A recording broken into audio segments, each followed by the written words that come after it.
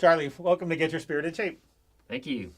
I have been a fan of your Wesley Bros cartoon for several years now, and I'm fascinated with the way that you are able to bring together all of your gifts in service to the church and in service to God. And I wanted to know, how did you come to create the Wesley Bros cartoon? Yeah, sure. I grew up drawing all the time and wanted to be a comic strip artist when I grew up, or an animator, and I got some pretty cool opportunities as a teenager. I entered a contest with the Richmond Times-Dispatch and won, and so me and several other teenagers had our comics published once a month from the age of 13 until I was 19. Wow. And I continued to do editorial comics for my college newspaper, and then after I graduated, just stopped altogether. I pursued ministry, and that was kind of all-consuming. And my art really just kind of fell to the side. And I pursued ordination after a while, and went through the whole long process with Methodism towards ordination, and I got cold feet, and I wanted to back out of ordination altogether. And my aunt is a spiritual director who's a deacon in the Western Pennsylvania Conference, and I called her just to tell her that I had cold feet, and she started praying over me and said that she sensed the Holy Spirit was telling me I had left something behind that I needed to find again in order to move forward in ministry. And so I was crying in the car in the parking lot, and within 24 hours, it hit me that what I had left behind was my art and this the love for drawing comic strips that it had been almost 10 years. And so within just a little bit of time, I started doodling John and Charles Wesley and got them in ways that I wanted them to be. And I was like, I'm just going to try a webcomic and see if it works. And so I called my aunt up and told her, and she was like, comic strips is not what I had in mind when I was praying that prayer over you. So it began as a way for me to weekly get back in the habit of producing art, but more so to process what I'd been learning theologically and my experiences in the church and my love of Methodist history kind of in a public way. And so I did not expect to have any following at all, because it's pretty niche to make a modern comic about John and Charles Wesley. But eventually it picked up and has gained a pretty good audience. Well, let's talk a little bit about, so you have, one of the gifts seems really church related, in that you have this love of church history and especially of the Wesleys. Where did that begin? I grew up in a rural United Methodist church, a 3-point charge in Cumberland County, Virginia. And I didn't have pastors in my family, but everybody was pretty Methodist. As a teenager in a rural community, there wasn't a lot to do. So I attended 3 different youth groups. And one of them was Assemblies of God, but the other was the District United Methodist Youth. And our youth pastor there, Dwayne Stinson, was a Duke Divinity School student. He was a total Methodist nerd, and really engendered a lot of that passion for our roots in kind of holiness and grace and holding all that together. And then I actually attended a Baptist college and was one of 3 Methodists there. And that just solidified all of my Methodism, being in that environment. Kind of owning it? This is who I really am. This is who I am, and I wanted to study it more. And so it was easy to make A's in a Baptist school in the religion department when you're writing papers about John Wesley, because nobody there knows who he is. So I'm kidding. But that really... the studies through that time really burned this idea in me that these guys were really normal people who were dissatisfied with the Christian blah of their century, and just rediscovered this passion for faith through scripture and studying of the early church fathers. And there's just this huge influence of all Christians upon each other that I kind of was seeing in studying more about John and Charles Wesley. And the people they read highly influenced the ways that they thought, and that's true for me too. And so you see the history as something that helps us in our faith lives today. Totally. I have a friend who once referred to these like spiritual writers of the past as his current friends because you're in conversation with them even if they can't talk back to you. And so I just, in creating the comic, love the idea that the communion of saints will all day one coexist in a way we can interact with each other. But we believe that to be true now, maybe in a more metaphysical way. I don't know. But so the comic was meant to sort of just portray all of these people as if they're alive right now, interacting with each other. And yeah, one of the atypical or non-typical church gifts that you share in this is your humor. You find some humor in John and Charles Wesley and bringing them into the 21st century. Right. How did you find that place of humor and a little bit of that sibling kind of, I get a sense they kind of needle each other a little bit and go back and forth. Yeah, well, I had always really just learned about John Wesley, and so it was more in learning about Charles Wesley that I identify more with him because he feels more down to earth, and he's very much like a poet and an artistic kind of person, and he struggles with anxiety and depression, and he just feels more like a normal person to me that's going along with, because he really admires his brother. But John is like, if I ever were to meet John Wesley in real life, I would not like him at all. Like, he's so motivated. I don't know. Yeah, his personality is one that would not jive well with me individually. And so I really liked that these two stuck through it all together. And then add George Whitefield, their third partner in crime, and their personalities were all so huge and so different, and they did not all get along most of the time.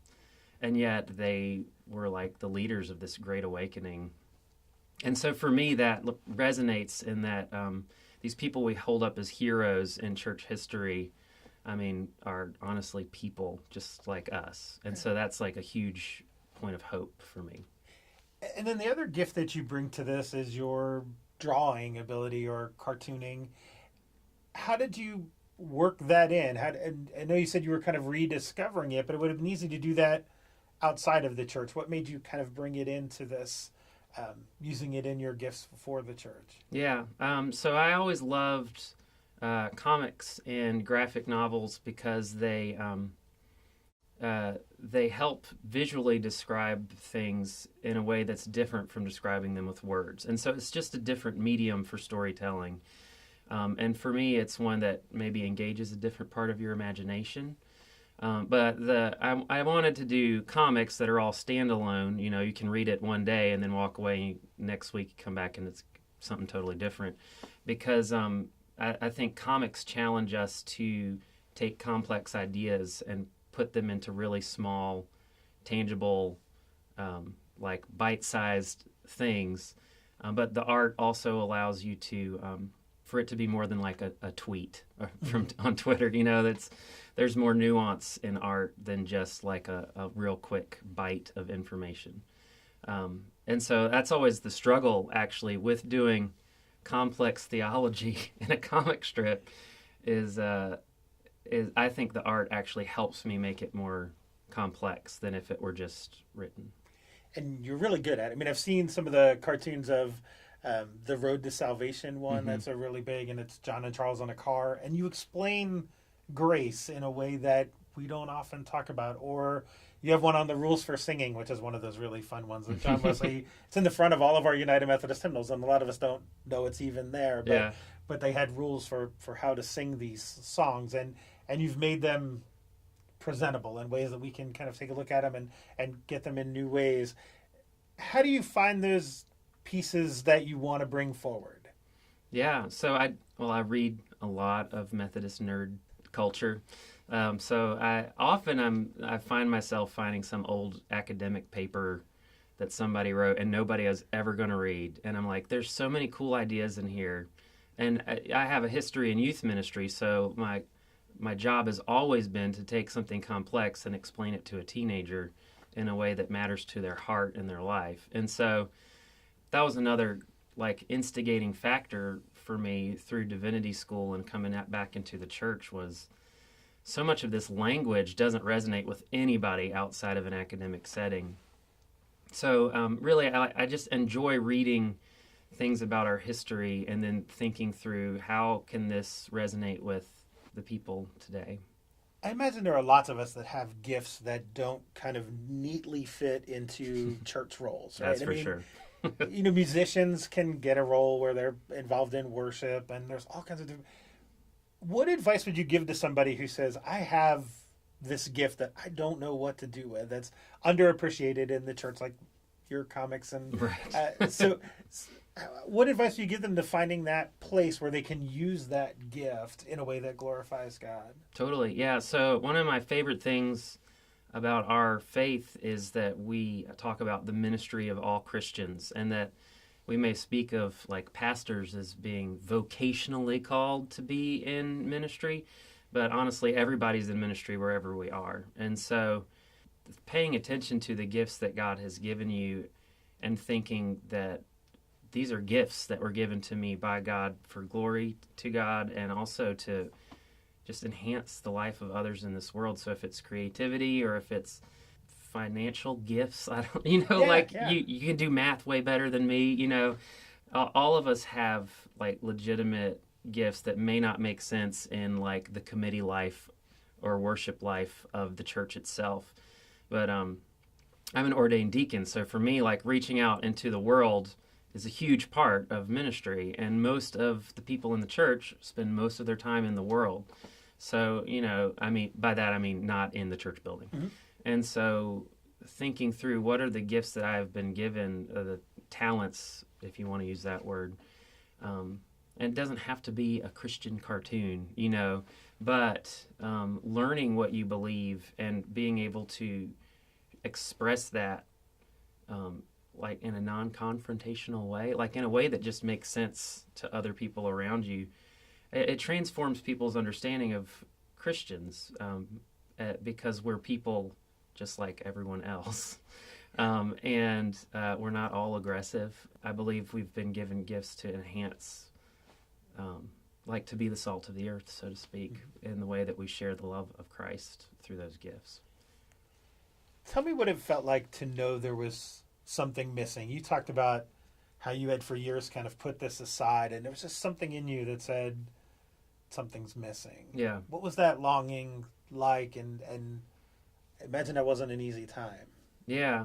I'd put my art aside because it didn't seem lucrative. Like, I was a young guy in my 20s, and I was married, and I was working in the church, and I could see no way that making a comic strip would make any money for my family, and it's time consuming,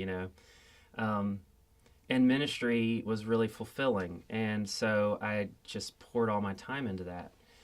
And I feel like the ordination itself, the moving into that relationship with the church, felt like I was marrying the church, Yeah. I was going from the guy that can point at the man to becoming the man. And so there was a lot of maybe I'm not taking as good care of my soul as I thought as I'm entering this period in my life where it's a more intense relationship with the church, honestly, to be in that kind of ministry. Mm-hmm. Maybe it was just this conviction that I had given up a spiritual practice that God had given me uniquely, maybe is a way to put it. I would describe it as a feeling, like a heart feeling. Not like this intellectual thing, but right. Like I have left something aside. What is it?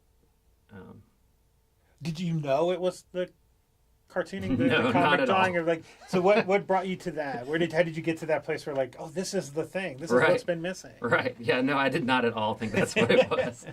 I remembered several periods in the 10 years before where I would think, oh, this would make a great comic, or there's so many interesting church history people, during my studies. It'd be so cool if I had time to do stuff with this. So there was hints of it in and out of those years. I think it was more, I remembered that my art used to be the way I processed life, if that makes sense. Like it was the way that I could focus. You think of like a centering prayer, something where you got the one word that brings you back to attention with God. Art tends to be that for me. And the one word would be whatever theme of the comic strip.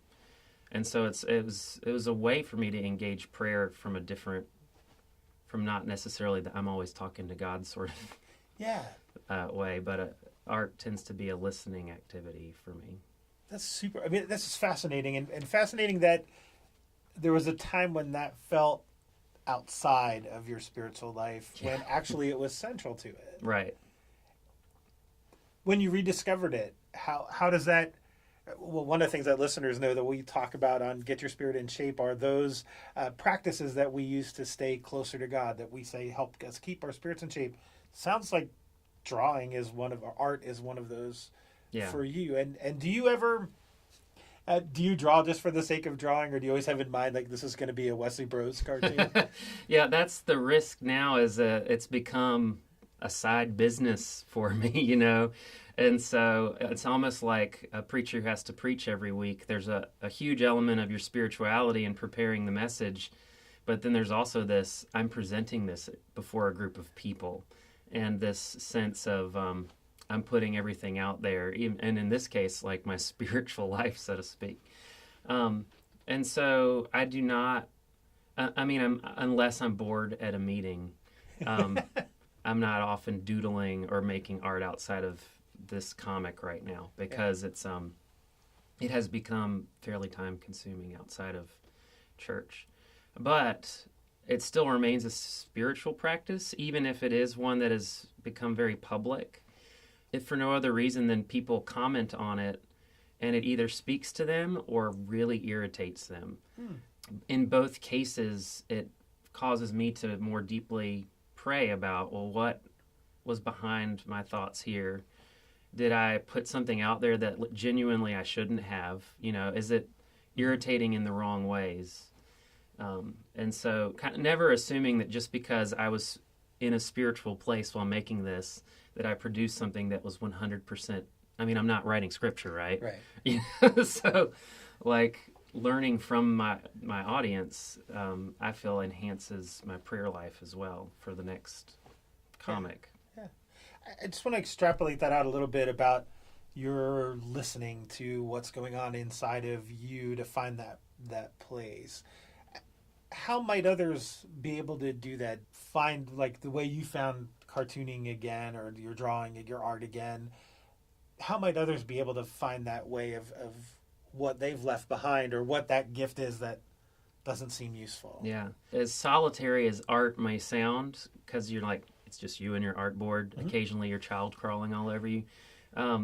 It's all based in community. Like, I don't think that I could have rediscovered that if it wasn't for my aunt praying with me and others kind of affirming, you should give this a try. And me being in conversation with others, even as I was creating the characters and throwing storylines out there, just talking to people, does this feel spiritually useful, and even still having close friends that we'll talk about spiritual issues and political issues, and just life. All of life has God in it somewhere, and it's like, the question is, where am I plugging myself into what God's up to already? Yeah.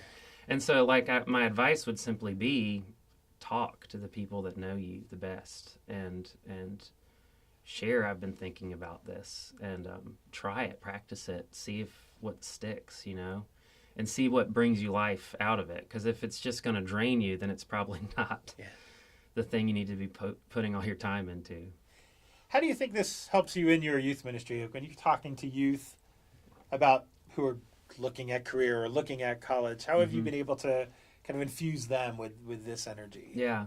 So, I've worked with youth forever, and it's funny because this was like my project, and my own youth group would just roll their eyes because, I'm like their dad at this point because I've been there for so long. But my conversation has shifted in the way I talk to them about calling.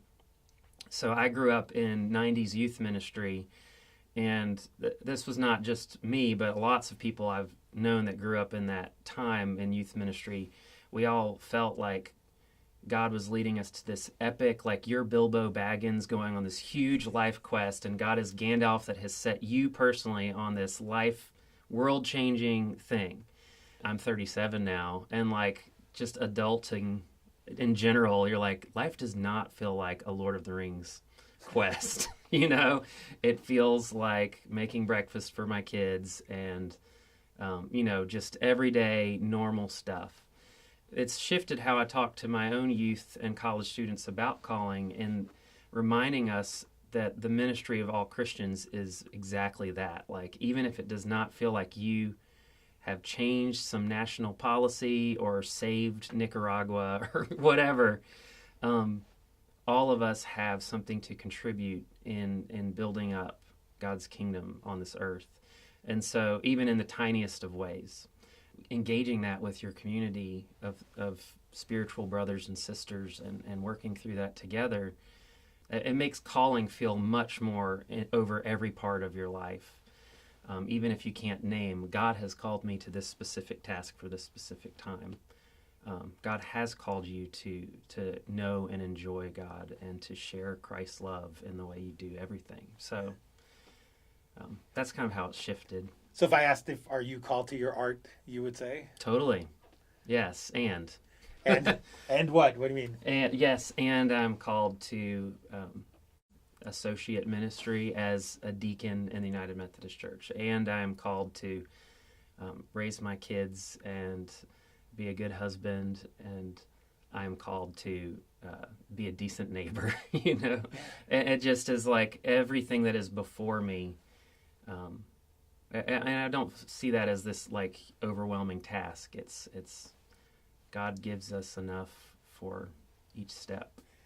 It's so often we've narrowed that idea of what a call is, and you're kind of broadening it in a way that I really appreciate. I really love. I'll spend a few minutes talking about the Wesley Bros. What is your describe it to me? Let's hear a little bit about how you see it and how it gets used. Yeah, sure. So wesleybros.com is a weekly webcomic. I've got about 250 comics under my belt now. I've been doing it for 5 years. And John and Charles Wesley are almost always present, and they're the main characters. And any other side characters are people that were influenced by them or people that influenced them. And occasionally I'll bring in just completely fictional characters that represent kind of modern church problems or scenarios. The idea is just each week I'm addressing either a real life issue in the church, whether it be really big or as small as something misprinted in the bulletin, you know, just things that stress people out in the church, or it's presenting some element from John and Charles' actual life. Now, granted, this is not a pure history lesson because it's meant to be taking place in our world right now. Right. So I try to re-envision it so that they feel real to the audience today. Or I'm trying to use art to creatively teach a theological concept in a way that's more easy to grasp just by looking at a one-page picture. So those are kind of the three different things that are happening in Wesley Brothers. And I'm finding people are using it in churches to teach theology or to have either youth or adult Sunday school classes. People are always asking for permission to use a comic to start conversation because it's almost like you can just say, read this. Well, what do you think about this? Rather than read this whole chapter of a book before you come to Sunday school class. And I've found professors in religious studies and in seminaries have used it to make things quick for their students to learn. I'm selling Wesley Brothers playing cards right now that have 54 different images of church history figures. Wow. And each one is just their name and the date they were alive and one sentence of why they matter. And my daughter and I play Crazy Eights with it all the time. But if you wanted to, you could actually learn a little church history with it.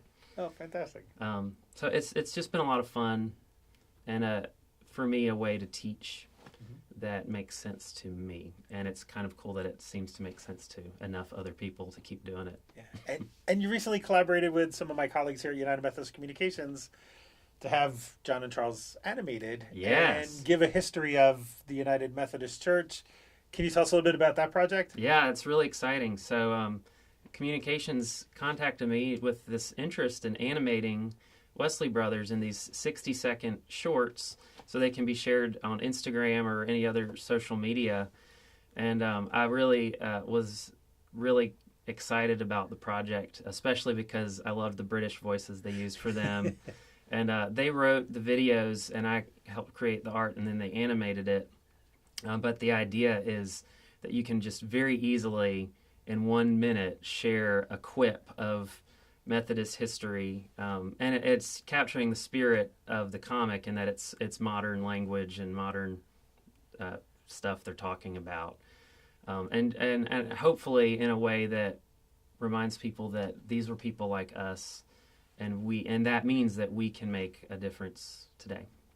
We greatly appreciate those, and we'll put links to those comics and links to the Wesley Brothers, and all of your contact information, all of that stuff will be on our site.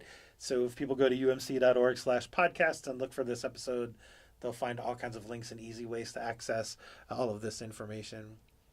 The question that we kind of touched on that I just want to get back to maybe is at the end of every episode, I ask the guest for advice or a tip or something that we might try out to help keep our spirits in shape. What's something that you do that helps keep you close to God that might be something that others should try? Yeah, so every Friday, my best friend Jason and I meet at Cup of Joe on Hillsborough Street in Raleigh.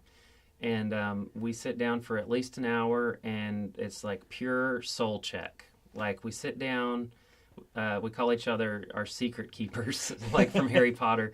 But it's just a time for us to pray together and to check in on how our spirits are, and like the very like how is it with your soul sort of way. And we call it ski trip meeting because we're both youth pastors, and we always thought ski trip was like the most asinine part of youth ministry. And so we just have it as a regular schedule for us as ski trip meeting on our calendars. It's keeping that discipleship practice of actually being open with another person and praying with that person and being accountable to one another has been really life-changing and life-giving for me and for him. And so I would kind of add that to what I was talking earlier about the importance of community as you're discerning your gifts, is to have someone that you just really trust and have built that relationship with and can talk to, a soul friend or soul brother or sister. Yeah. I encourage that. Excellent. Yeah. Well, Charlie Baber, thank you so much for the Wesley Brothers, and thank you for this conversation. This has been a wonderful time together. Thanks. Yeah, thanks a lot. All right.